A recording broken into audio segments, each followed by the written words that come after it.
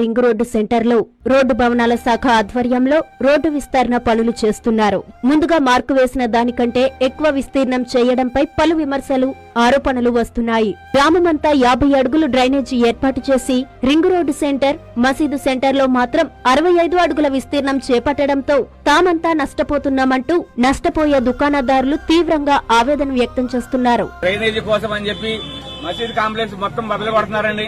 ఇక్కడ అందరూ చేతి పని చేసి బతికేవాళ్లు.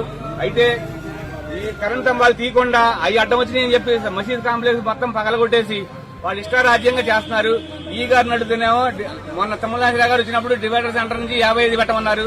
కానీ ఇప్పుడు డివైడర్ బయట నుంచి 55 పెట్టి కొలిసి కరెంట్ స్తంభాలు అడ్డం వచ్చినాయి అని చెప్పి కరెంట్ స్తంభాలకి తీయకుండా కరెంట్ స్తంభాలు డ్రైనేజీకి అడ్డం వచ్చినాయి అని చెప్పి కరెంట్ స్తంభాలు యువతలా పెట్టి షాపులన్నీ పగలగొట్టేస్తున్నారు. దయచేసి మాకు ఏ నాయకులు కూడా సహకరించట్లేదు.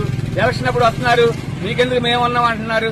కానీ ఇటువంటిప్పుడు ఎవరు కూడా తిరిగి చూడట్లేదు. దయచేసి మాకు న్యాయం చేయగలరు. అందరు నాయకులు కూడా మాకు దయచేసి న్యాయం చేయగలరని కోరుకుంటున్నాం సార్.